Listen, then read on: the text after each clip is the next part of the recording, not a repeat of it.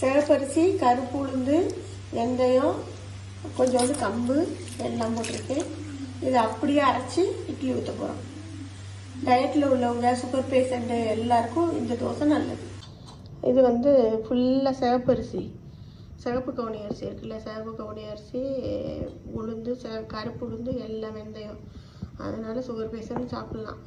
இப்போ சாப்பிடாங்கன்னா என்னத்தை சாப்பிட்றது? சுகர் பேஷண்ட்டுக்கு தான் பசிக்கும் போது இது மயக்கம் வரும். சாப்பிட்லன்னா இதுமாரி சாப்பிட்டிங்கன்னா நிறைய நேரம் பசிக்காது.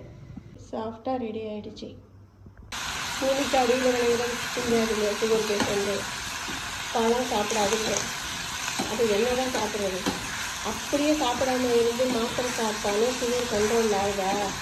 வருஷத்துக்கு பவனோட மாத்திரையோட பவர் கூடிக்கிட்டு தான் இருக்கும். நம்ம முன்னோர்கள்லாம் என்ன சாப்பிட்டாங்க? சூரிய மரத்துக்கு அப்புறம் சாப்பிட்டாங்க.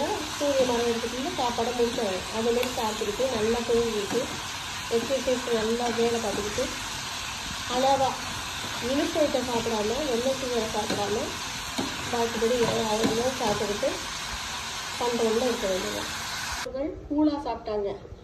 நம்ம வந்து இட்லி, தோசை அதுமாரி சாப்பிட்றோம், அவ்வளோதான். ஆனால் சாப்பிட்டுட்டு ஆரோக்கியமாக இருப்போம். எனக்கு சாப்பிட்டோன்னே மயக்கமாக வரும், கிருகிருன்னு வரும். ஆனால் சாப்பிட்டோன்னே படுக்கக்கூடாது, அவ்வளோதான். சூடான நல்ல இட்லி ரெடி ஆகிடுச்சு பார்த்தீங்களா? இதேமாரி செஞ்சு சாப்பிடுங்க. சுகர் பேஷண்ட்டு, டயட்டில் உள்ளவங்க யார் வேணாலும் செஞ்சு சாப்பிட்லாம்.